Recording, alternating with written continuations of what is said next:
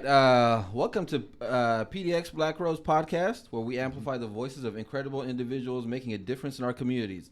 Today, we have the honor of speaking with Judge Kemp, a Portland-based creative powerhouse. He's not only a poet and author, but also someone deeply committed to his community. Born in Fayetteville, North Carolina, and raised in San Diego, Judge's life story is one of perseverance and passion, ranging from his work as a choreographer and model to his current role as a program coordinator for the Portland Bureau of Transportation. With a recently published book, Live, Love, Leo, and a blog that explores storytelling, justice, and inclusion. I'd like to start by asking you about your creative journey from dancing to writing. What has driven you to explore some artistic mediums over the years, and if maybe you want to tap into anything I might have missed on your background? We'd love to hear it. Great, a great question. Thanks for having me. Essentially, I've always wanted to be involved in theater and dance and did that for a number of years. When I was in high school, I was involved in what would be like Glee, the television show. Yeah. So singing and dancing, it was called Pop Ensemble, and that was at Mount Carmel High School. And I just fell in love with that whole component of energy and life, and it really helped bring me out of my shell. There's a bit of a joke in my family, and that is my sisters could really just drop it and just dance like it's no tomorrow. I actually had to study dance so that I can dance better. So rhythm didn't come naturally to me initially, but once I started dancing and then making money at it, Yeah. they didn't make any fun at me anymore. Okay. And So do you come from a house full of like what dancers, entertainers? Is that the type of thing, or? My mother sings. My older sister has a beautiful soprano voice. She Okay. sang in high school. My younger sister's just smart. But I think I was kind of a late bloomer when it came to exploring and discovering my talents. And the dance really helped open that door or set the stage for me to really come and explore things. Okay. So what was it that prompted your family to move from North Carolina to San Diego? It seems like all the way across the United States there. My mother was married to a military man, Judge Senior. Okay. They divorced. She married another military man in the Air Force. So Okay. she went from Army to Air Force. They divorced, and my mother just wanted to, go west. Okay. Different mentality than in the South. And so living on the West Coast, my mother just really gave us the opportunity to explore and really grow. Okay. We learned a little bit about San Diego before we got there. Okay. We also just had the opportunity of just running amok a little bit. Yeah. As kids do back in the day. It was a time when parents knew where you were, even though they may not be your parents. They can always tell your parents if you're doing something wrong. It was that community parenting, right? Exactly. Yeah. So It's funny because when I was kind of reading a little bit on your bio, and it said you went from North Carolina to San Diego, it reminded me of that movie, The Wood. I don't know if you ever seen the main character there. He's from Carolina. He's got like this country vibe to him, and then he comes into this big metropolitan in Los Angeles, California, and he's trying to make that adjustment. So I was kind of getting a feedback on that. So Anna, did you have any questions you wanted to jump in with Judge? I know you had a chance to kind of read through some of his stuff as well. Yeah, I read, I skimmed through your poetry, read almost every page. It was kind of, but yeah, so what kind of prompted you to write this book? Was it something that over time it just sort of started developing and you sort of combined all your poems that you'd been writing, or was it something that you sat down and wrote it all at once? How was that for you? I will honestly say I never wrote poetry up until 3 years ago. And during the pandemic, what had happened was I was experiencing these really vivid nightmares to the point where I would be waking up screaming, which didn't make my partner happy, but he understood what was going on. There's so much ambiguity at the time about, misinformation and this and that and the other thing. And so my psyche was internalizing all of that information or misinformation. And I was just not mentally awake. And a friend of mine was working on a a writing class online, and she, invited me to participate. And this went on for several months until I finally logged in. It was via Zoom. And, I never really considered myself a writer, although I had written some things for Huffington Post. Okay. I still never considered myself a writer. Okay. It was just a one-off, I thought. But with this class, I really started to dive into just learning a little bit about different writing styles, and then poetry came along. Okay. And honestly, I was like, poetry, And my instructor, Jana Lopez, also formerly from Portland, she, just kind of let me percolate in my dissonance, I guess you could say. Okay. Until I finally started experimenting with words and realized that poetry was anything that I, the writer, intended it to be. I didn't have to be an academic, or it didn't have to be rhymey. It didn't have to be, whatever. It was whatever I intended the poetry to be, the words to be, the words to convey. And over the course of time, I really started to amass this collection of poetry. And it was 2 years ago now. She was like, I was attending a writer's retreat with some other ladies, and she's like, okay, so she went around to each of us, and there's like 6 of us at this writer's retreat, and asked us what were we planning on doing with our writing. And when she got to me, I was like, write a book? And she said, good. When? I'm like, and it was October at the time. And I'm like, within 6 months. And that would mean it would be April of the following year. And so that's really when I committed to writing a book of poetry. And it took a little longer than 6 months to really pull everything together. But it's been a year now, and the book's been out, and it's a beautiful piece of work. Yeah. And I'm maybe a little biased, but it's pretty. Yeah, I mean, if you want to hold it up, I mean, we'll have it shown there to our audience. But "Long Live Leo" is the title of the book. Live, Love, Leo. Live, Love, Leo. Yep. And then so in regards to the poems that you write in there, where do you draw your inspiration for what you're going to write about? Honestly, I draw my inspiration from everything and everywhere. Okay. I'm a bit of an empath, so I actually have to monitor how much of the energy I'm absorbing, and that may sound a little metaphysical and everything. Okay. But I really sense and feel a lot of things in our world. Even when it's not all rosy and everything, which I've also written about in the poetry. So I look at the things around me, my yard, my home, my friendships, my husband, the places I've been. Everything around me influences things I write about. Okay. And so I don't know where I read this, but I read somewhere that having the energy to be creative was kind of a struggle. Is that something that you feel like you got better with towards the end of writing this book, or is that something you feel like you're struggling with, or is that something that all writers struggle with? I think all writers probably struggle a little bit. As for me, I was pretty dedicated to putting this book together, to the point where evenings I would be at home with my partner, and he would be sitting on the sofa, and I'd be in the background, typing away. So this went on for months. And so, but I do think every now and then we all go through a bit of a creative block. Yeah. I just try not to let that word block, stop me from writing. I'm always writing something. If it's not a piece of poetry, it's, something for my blog.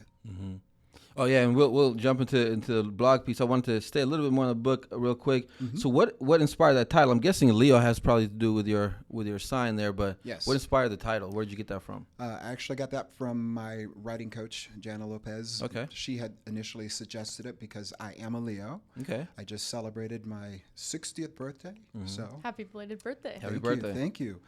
And, when we put the book together, I hired her to help me put the book together. The title seemed to fit. Mm-hmm.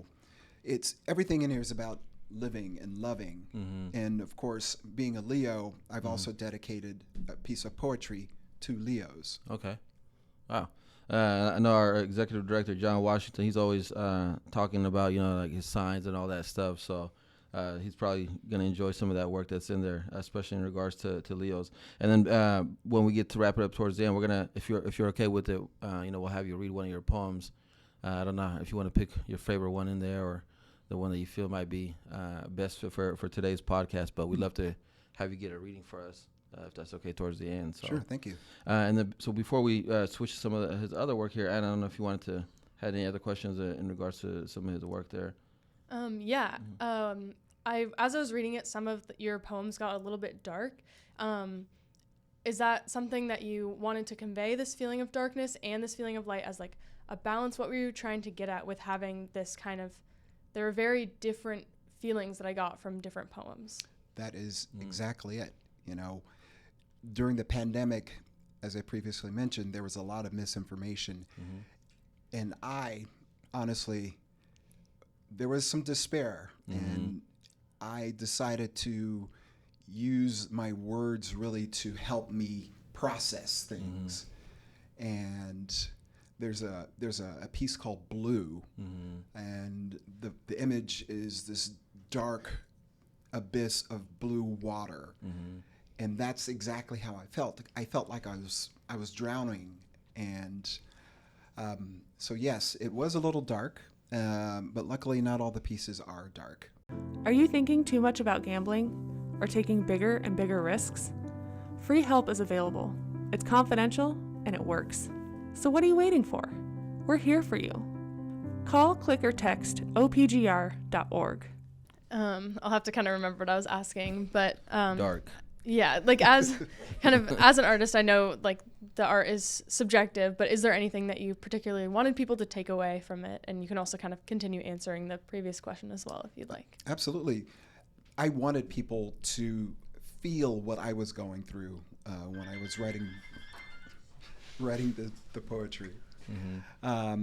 Because seriously, at the time, I think I previously mentioned the poem Blue. Yeah.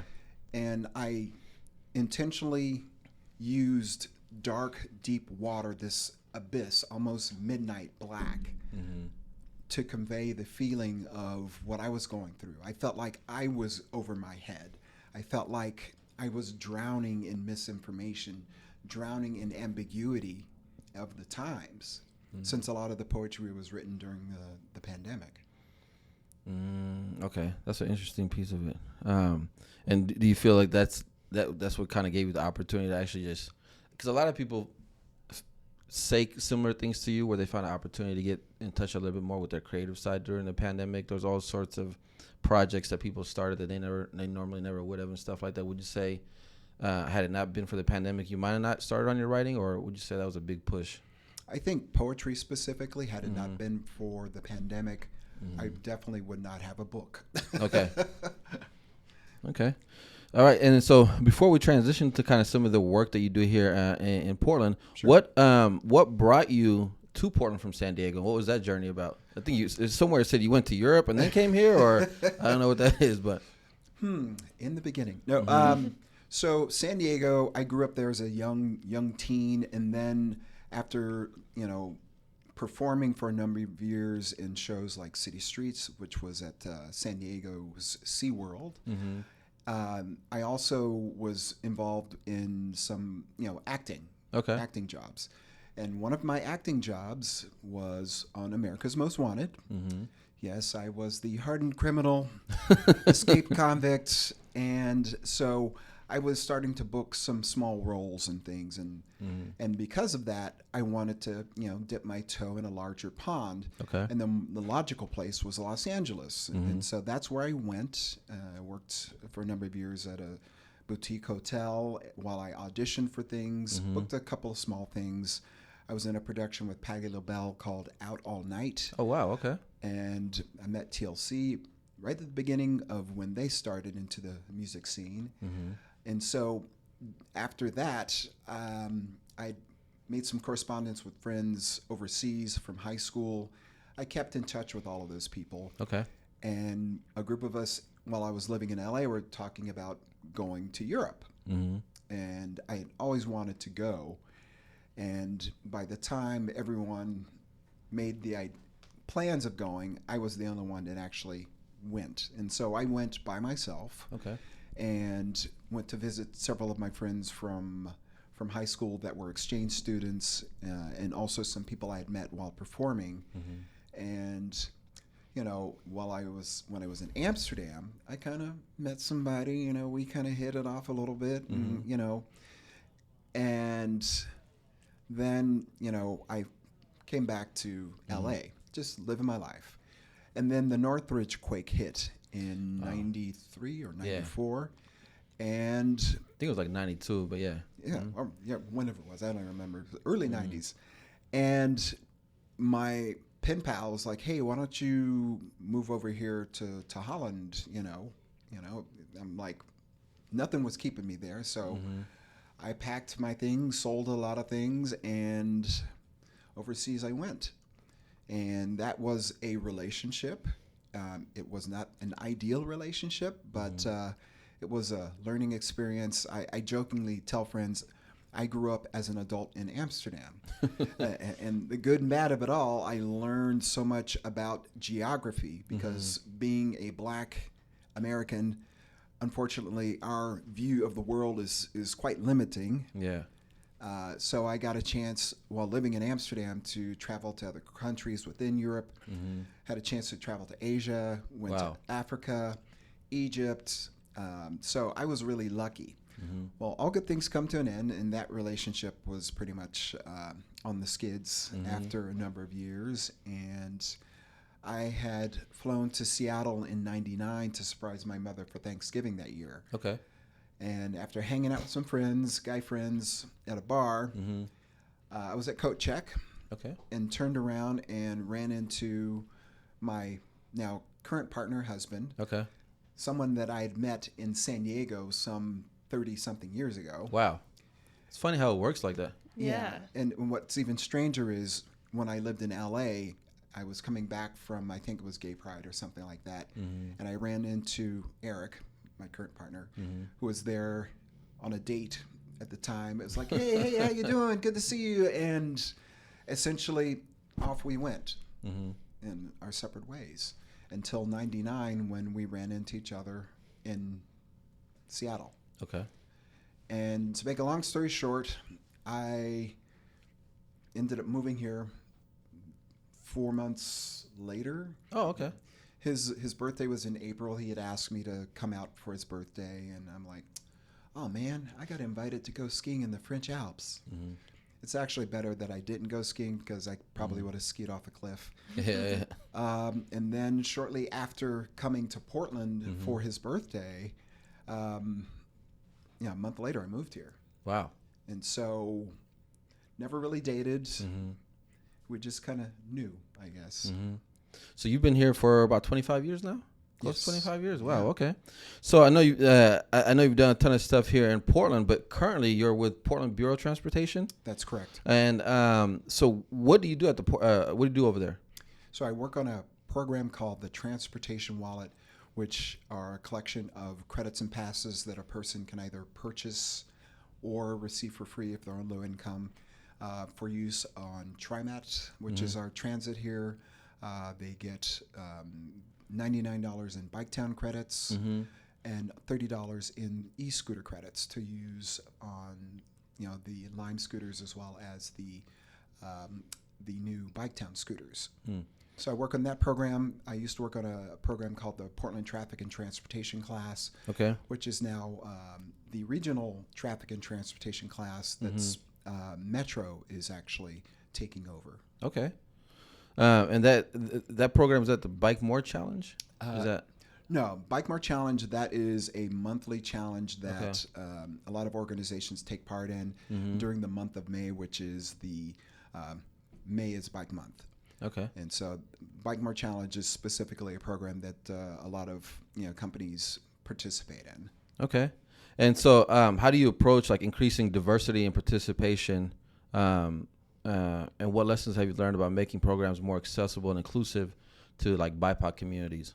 Well, first thing is you make sure there's a seat at the table for everyone. And if not, then they need to, rebuild the table to make sure there's enough room.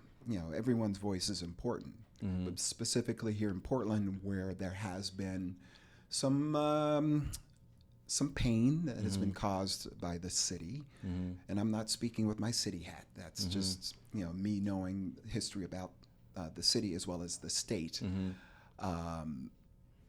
It's better that all voices are present, and specifically in neighborhoods such as this one, we want to make sure there are Black people at the table for these conversations, especially when it comes to trying to move people to where they need to be safely.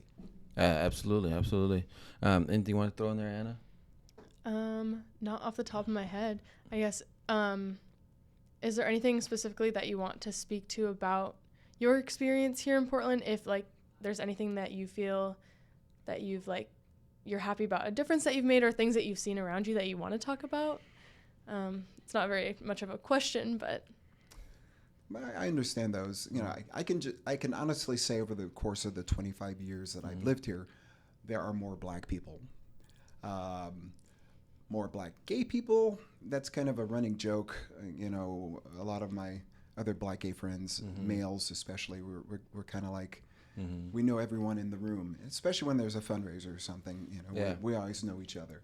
But it is nice that there is more representation happening, and it is something that is needed. I look at the council race here for City Hall. A nice diverse group of people are running for a seat at the table, I guess you could say. And that is something that has always been needed, because our various populations all need to have a voice. Absolutely. They all need to be heard. Absolutely.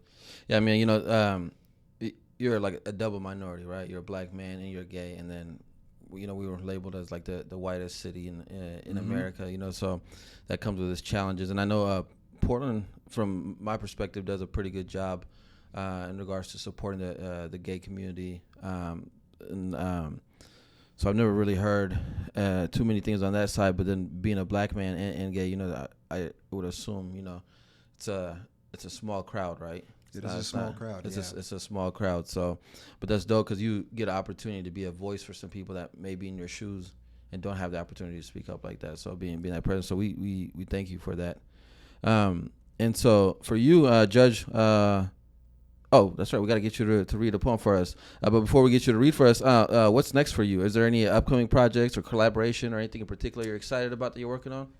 Actually, yes. So local gay Black artist, Chris McMurray, I commissioned him to design some images for my book, for one of the sections of my book. Okay. So he has recently started a publication called Art. Oh, goodness, I'm going to forget it. Scratch that. I can't remember it off the top of my head. I have to look.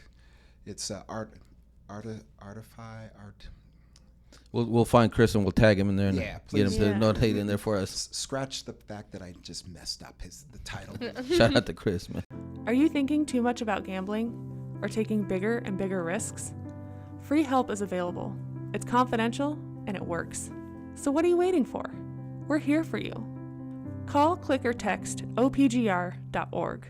Yeah, anyway, so Chris and I are going to be collaborating on doing a poetry event in the not too distant future. Also, one of my pieces that I'm using Chris's imagery for, it's called my brain is spacing all of a sudden. Let's see. It's called My Blackness. Okay. Ironically enough, the image as well as the poem are being put up at the Black Business Association of Oregon Okay. in their hallway of excellence. So that'll be coming up in the not too distant future. I think in a couple of weeks that'll Okay. be done. And then on a personal level, my partner and I were going to go on vacation. Yeah. So That's awesome. Where are you guys going to? we're heading back to Europe. Oh, okay. So I get a chance to visit with some former colleagues, some old friends, and just to really do some relaxing, some downtime. And of course, I will likely be writing and shooting some photography to Yeah. go along with the pictures, to go along with the poems. So So you're gonna bring back some more inspiration for your next project. Is that what the? absolutely. Okay, good. I see. New We're- sensations, new experiences. So Yeah. it's all part of my muse. Yeah, I mean, and I assume the world's probably changed a whole lot since you physically lived there, right? Until now, and then Yes. you as a person have grown up, so you'll get opportunity to draw into your past as well as currently where you've come, and maybe that would be like a full circle journey thing or something like that. Anytime I go to Amsterdam, it always feels like I'm coming home. Yeah. I still speak Dutch. It's Okay. a little rusty. I also speak some German, which is handy when we're Yeah. traveling in Europe. And right now, I am working on Spanish. So Okay. Cool. Good stuff. Well, yeah. So before we get you out of here, if you can grace us with your reading for one of your poems, we'd love to hear it. perfect. Since I talked about my blackness, I will read that one. Sounds Gotcha. good. Okay. Is there anything else that you've wanted to touch on that you felt like you haven't had the opportunity to? I just appreciate having the opportunity to Oh, yeah. share my art, Yeah. my voice with you and the people watching and listening. So thank you very much.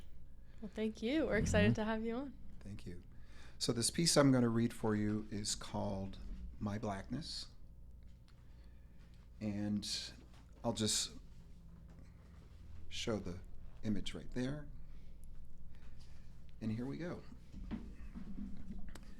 My blackness is often defined by others opposite of me, misunderstood, stereotyped, and fantasized. My blackness is centuries old and born of land far away, kingdoms rich in hard rocks exploited. My blackness is who I am, gay, honest, filled with empathy. My blackness is vulnerable, with an aching heart witnessing oppression and poverty in streets roamed by those less fortunate. My blackness is not a weakness, but a collective strength of history untold. My blackness is not an amount of melanin that covers my muscular frame. My blackness is a gift of endless possibility, boundless creativity, and compassion for humanity. My blackness is limited only by my own unwritten destiny. Wow. That's really powerful. That was amazing. Thank you. So let's call it to action. Where can people find your book and then your blog as well? You know, where can people see your blog? You can find my blog as well as information about how to order the book at judgekemp.com. So it's just all together one word, JUDGE Yep. KEMP.com. Gotcha. And then your blog is also on the same page, right? Great. You can also access the blog from there, and it's all the one-stop shop. All right. Well, Judge, it was great to have you with us today. From your work as a community leader, organizing events and raising awareness through your works of art and your poetry. We thank you for coming in today and letting our listeners learn a little bit more about you. And we hope to have you back on here soon again. Thank you. Thank you for having me. Thank you.